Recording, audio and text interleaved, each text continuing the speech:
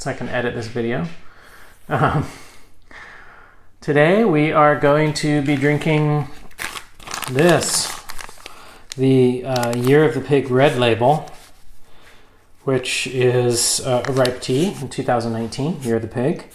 And our honorary pig is right here, Lucy, who's been known to eat a lot and sleep a lot, just like a pig. But anyways, yeah, let's get this started. I just boiled some water in my silver kettle. I'm gonna hold it up here. Maybe I'll hold it up a little more so you can see some of the detail.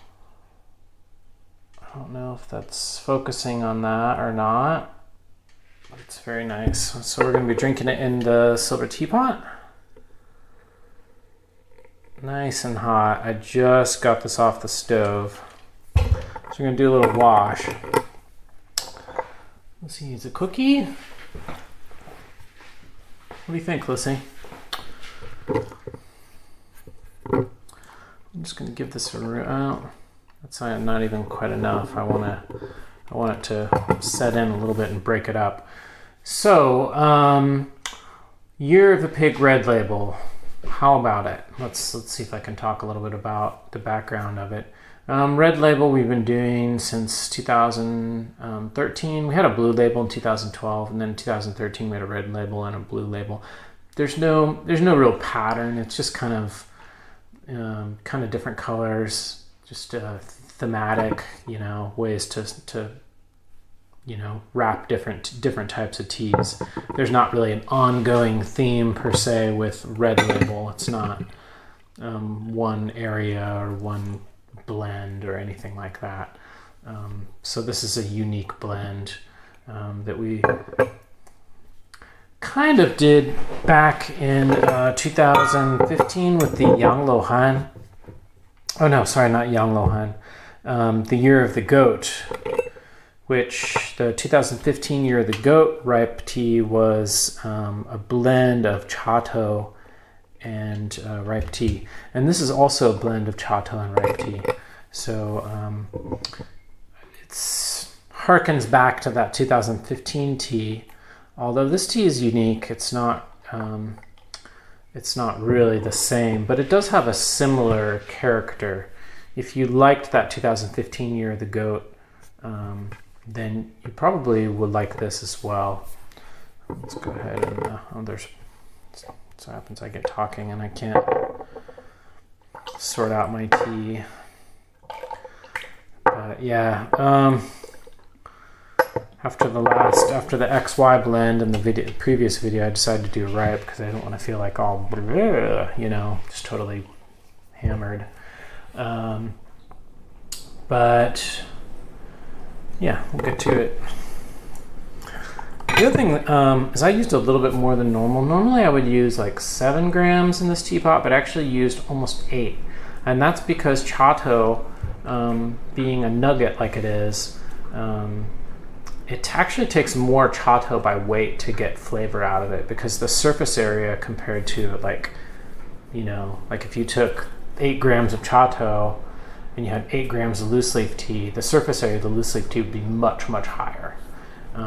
So if you've ever brewed Chateau before, you probably notice that you can push it really hard, and that if you actually want to get a bit more flavor, you can use a little bit more. However, Chateau also does steep.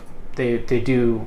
You can steep them more times before they lose flavor. So they're interesting. They're kind of unique in that sense. Let's go ahead and actually put some more in here. Move this microphone. Sorry about that.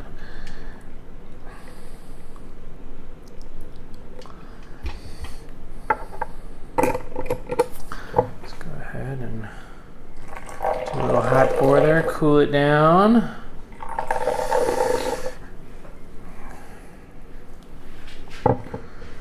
Lucy has been a very good girl.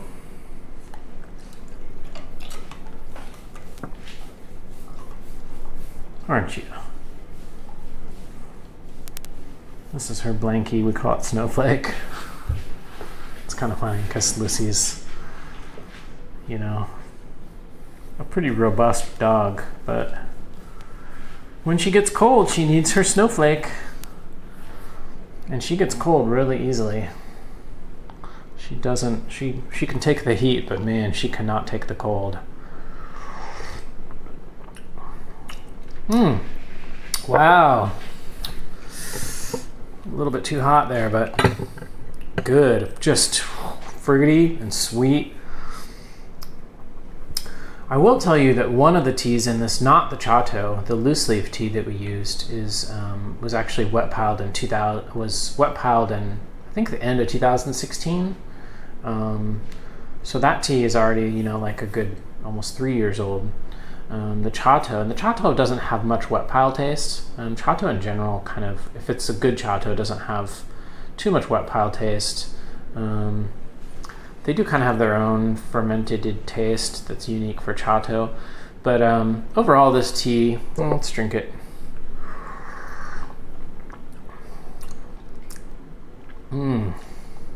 So smooth. It's just smooth. It's got some chocolatey, some dried fruit. When I think of chocolate and dried fruit, I think of those used to get Cadbury bars, fruit and nut.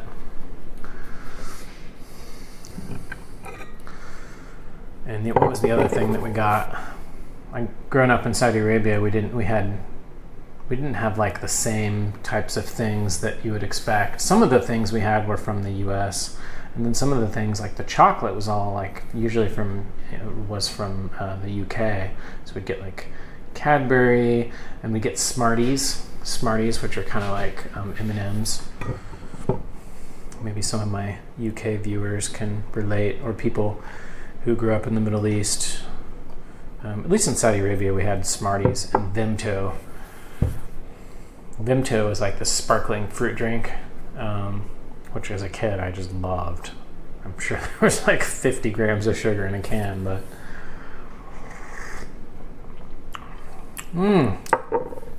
to have it come out this smooth in the first steeping, I mean, we did a wash. This is still compressed here, and it's not just because it's not just Chateau that I'm seeing. They're small. They're small Chateau.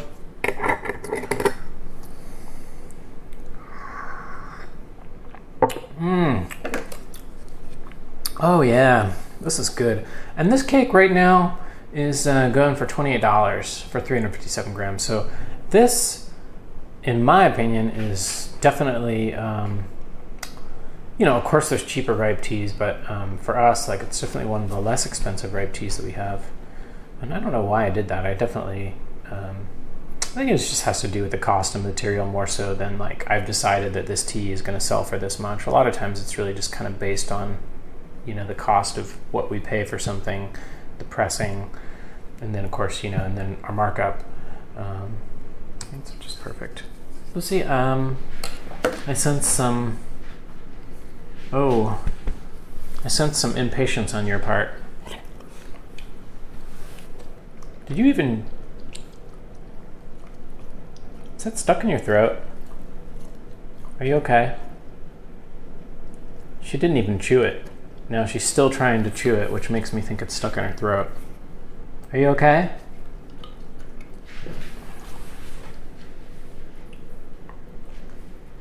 Well, it went down. She used to get these raw. I used to give her rawhide, which isn't really a good thing, at least not for her.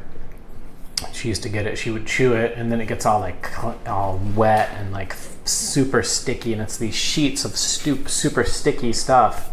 And she would come up to me and she'd bump me in the leg or something, or give me a little kick, and she'd look at me, and I could just tell. She's like, "Oh, she has rawhide," and it was like literally just like at the very back of her tongue, right where her throat is just stuck back there, and there was nothing she could do to get it out.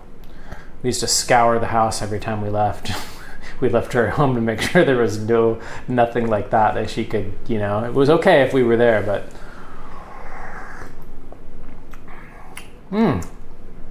smooth. I'm digging it. Did I say 28? I'm at 40.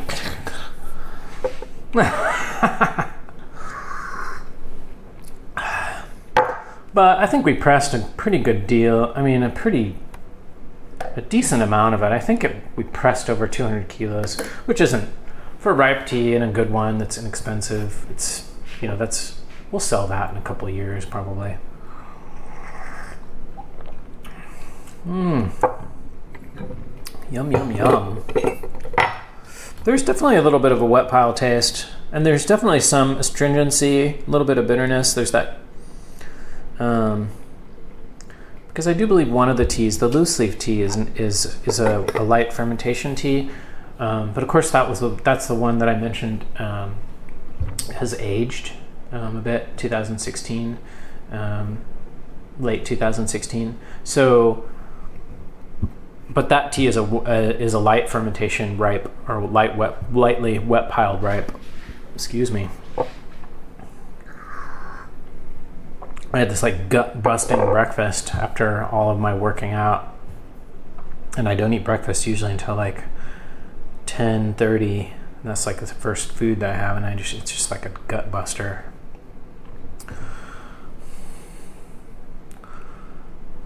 Meaning. A lot of food, very a lot.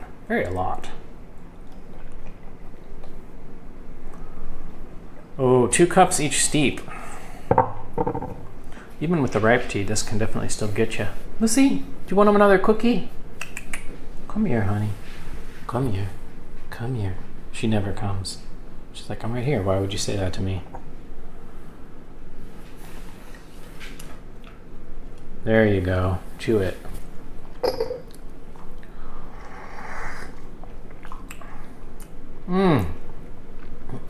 There's like a little bit of a licorice, not a licorice candy taste, but just like a licorice. If you've ever had like licorice, the root, there's definitely a little bit more little things. I'm not using a strainer. I think that's the Chateau. Gosh, this is good. I knew it was good when I blended it. And then you blend it and you decide on it, and you drink it and you drink it and you drink it and you decide on it and you press it, and then you get the cake, and for a little while you're like, you know, because it has a watery taste from the pressing, the steaming, so they can make it soft. I think after pressing again too, if there's any kind of wet pile taste, that'll make a brief comeback because it's more hydrated.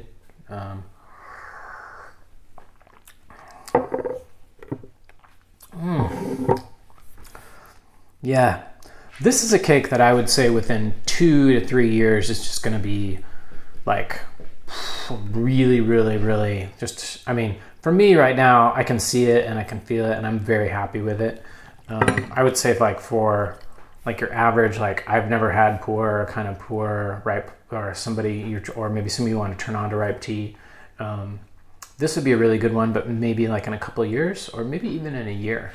But it definitely has a little bit of a bite. The tea that I used for the loose leaf definitely is not a weak tea. And the Chateau is definitely not like one of those weak kind of overly creamy. The Chateau also has a decent amount of bite to it. I had some Chateau the other day that was just like, it was kind of like, it had a creaminess to it that was kind of nice, but it really didn't have much going on. And I had like a little bit, the creaminess kind of like, also reminded me a little bit of like, you know, like, I don't want to say wet socks, but something kind of like a little bit funky. And some of it was wet pile, but then some of it was just like overly fermented, you know. And I think maybe that's what some people describe as fishiness as opposed to wet pile taste. I think that's talk about the confusion I think that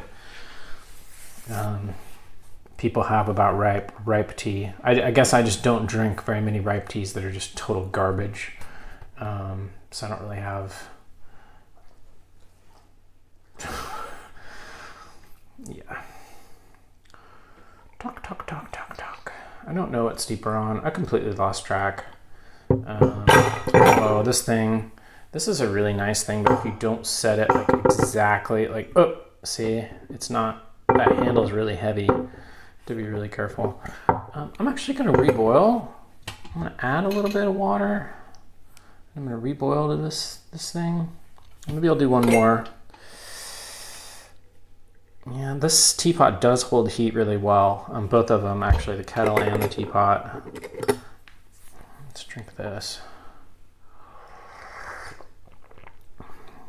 Oh, it's so sweet and fruity. It's kind of like a cherry aspect to it.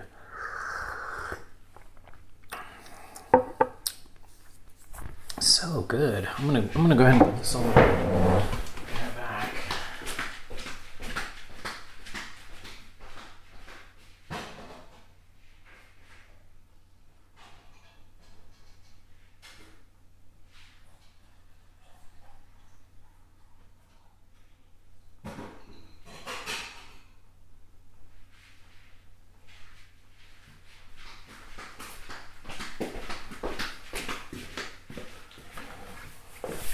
Yeah, I got tired of lugging that Breville. It's just so unwieldy for the space and heavy and too big, too much water. I'm like, I have this incredible silver kettle, but I just haven't been. I used to set it up with like a butane burner, like an Iwatani butane burner, and blah blah blah blah blah. And I'm just like, that's also kind of a pain in the butt too. And you shouldn't really be burning that kind of stuff inside. It's not.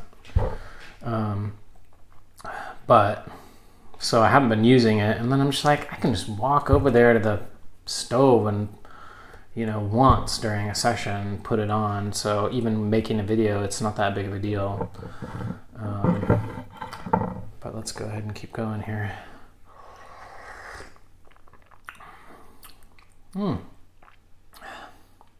This is just a really, really stable ripe tea. I feel like almost every infusion so far has been, except for the first one, after the first, there was the wash and then the first one. The first one after the wash is definitely a little bit weak because it really hadn't opened up yet, and now it's really kind of opened up, but it's been really stable since then. Wow. Just hammering those kidneys and bladder with 2 cups per steep.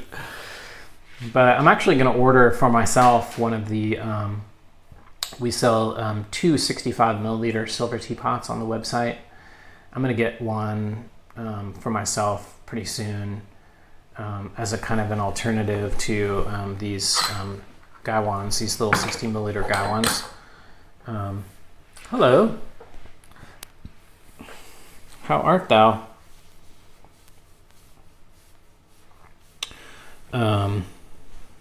Yeah, so that'll be fun. I think it'll be good to have a real small teapot, silver teapot. We can do pure silver.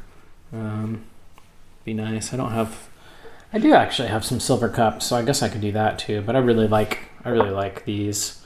I don't feel like this tea spends enough time in the cup. That I don't know. I mean, it's nice. They're beautiful. I don't know again how much the silver would impact the tea if it sat briefly in the cup, but it's beautiful. Certainly, Okay then. Just gonna wipe that right on your blanket, right on Snowflake. Yeah, I locked Lissy inside today for a while because she just sore. Oh, water's boiling.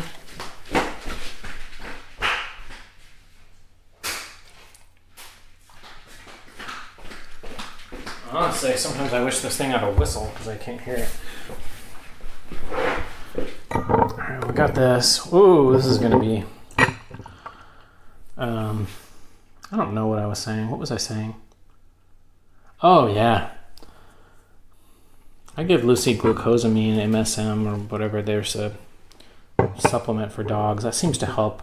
And then she's also on the small batch food, which is like a frozen raw food that's kind of one of the major expenses of our household, but it's really good. In fact, when I switched her to it, she went from like limping around a bit, I think just because she does exert herself a huge amount, And that's why I've limited her. But after I switched her to that diet, she massively improved. And then for like the last 2 years, she's been really, really solid. And then the other thing I noticed about switching her to this raw food is like she doesn't fart very much anymore. She used to just fart all the time when she ate. Like she was on like Origin and Elina, and she's just fart all the time, like constantly. And she kind of had like, I don't want to talk about it. I'll leave it at that.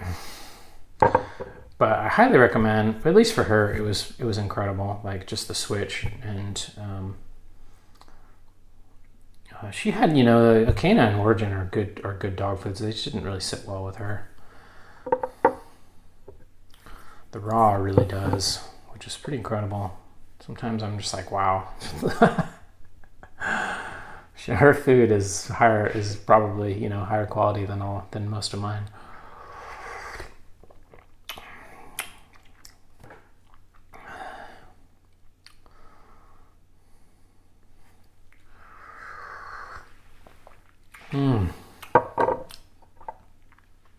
It's just so smooth, and like I said, there's this cocoa, dried fruit taste, this chocolate. Well, cocoa. All right, we got this in here. Ooh, I'm feeling the chi on this one. For ripe, this is not shabby in terms of the chi department, at least for me. I was having this discussion with a buddy of mine, and he just doesn't really get tea drunk, and I'm like, wow, that's and that's why I don't really kind of like sell teas. It's like, oh, this tea is going to get you tea drunk, because I think it's really subjective. I think it really depends on the person. Depends how you brew the tea, of course. But I think it really depends a lot on just different body types and constitution and diet. Some people get really easily tea drunk, and some people never get tea drunk. So it's kind of interesting. I definitely do. But it's not all the same for me. That's kind of, I think, what's interesting about tea. And when people talk about tea drunk or chachi, it's not just about caffeine. There's a lot of other stuff going on.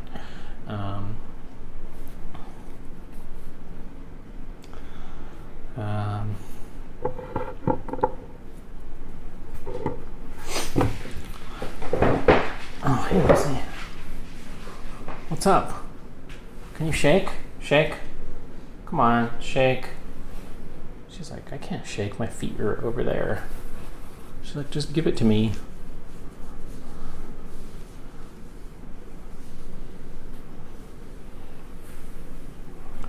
All right.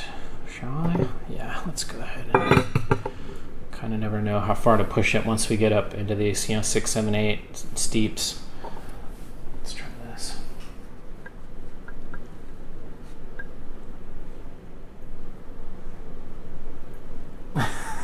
Is that cruel, Lizzie?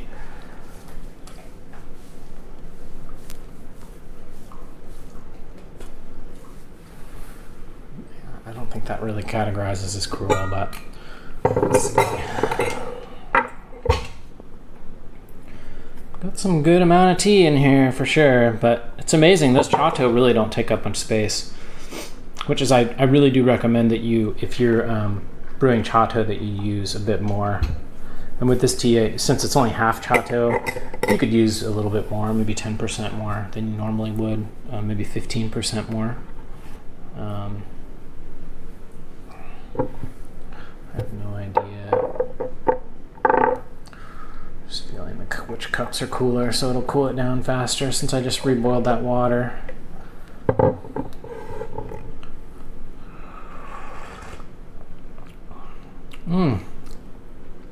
Wow. What's nice, what's going on now in these later steeps, it's definitely kind of made a little bit of a break here from where it was before. And it's just, now we're kind of more headed into this like creamy, soft, velvety smooth, light chocolate. It's almost like we've gone from dark chocolate to milk chocolate, if you could say that, except obviously not nearly as chocolatey as that, but yeah, very smooth, a little fruity.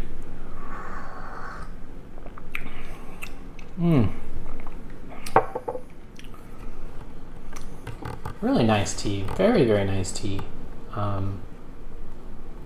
This would definitely be one of my kind of desert island ripes, I think, just because it's just a nice. I really like Chateau, but I prefer the blend of the Chateau and a good loose leaf ripe tea together, just because I think that they really complement each other well. And kind of just did this on a whim, and then I put the two together and was like, oh wow, this is really good. Actually, and that reminds me, there's another tea that we have that's also a Chateau ripe blend, which is the Blue Snake brick, the 2013 Yunnan sourcing Blue Snake brick, which is half. I believe it's half Chateau and loose leaf material.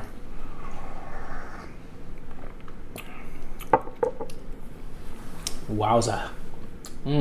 Smooth, velvety, creamy. I'm feeling it though. This is a lot of. You figure if I do 10 steeps, which I might not do all the way I get through in this video. In fact, I've already lost count. There's 10 steeps. That's 20 little cups of tea there. I mean, that's a lot of tea. Granted, the amount of caffeine, is really limited by the amount of tea that you use. Of course, if you only drink one steep, you're not going to get all the caffeine. But if you get in 3, 4, 5 steeps, you're probably going to get most of the caffeine out of it. I just had somebody on the chat ask me which of the green I thought this is kind of like, which of the green teas has the most caffeine? Which green tea we offer has the most caffeine? And I'm like, I said, I don't know, because I don't have a laboratory. Like I don't have a way to test which green tea has the most caffeine in it. And they were upset. They said, they sounded upset. They said, well, you should know your products well enough to know which ones, have the most caffeine. And I'm just like, well, one, I don't care which one has the most caffeine, because they all have caffeine. And green teas, I would imagine, have fairly similar levels of caffeine, and I may be wrong about that. And two, how can I answer that question without, if I say that this green tea has more caffeine than this green tea, it's purely hearsay, because I have no way to actually test that without taking it to a laboratory. So I replied diplomatically as I could, and they didn't say anything. So I guess I don't know my products well enough, because I don't know exactly which ones have the highest caffeine and which ones have, it's kind of funny. I should do a best of absurd questions that I get either through email or through chat, because I get some pretty mind-blowingly just like, wow, kind of questions. Some of them are like, wow, like I never thought of that, and some of them are, wow, like that is really. Yeah, anyways, I won't say. I'll try to keep it positive, but sometimes I come across stuff and I just I really don't know what to do. It's really hard to try to be, All right. Let's put some more water in here since we have it. Oh, that's nice. I love how that just so easy compared to the Breville. I'm just like, and it's just like, it's like dumping water in there if you don't do it exactly right. This is just elegant. It's an interesting flow on this pot, but once you get a sense of it, it's real easy. I love this handle too.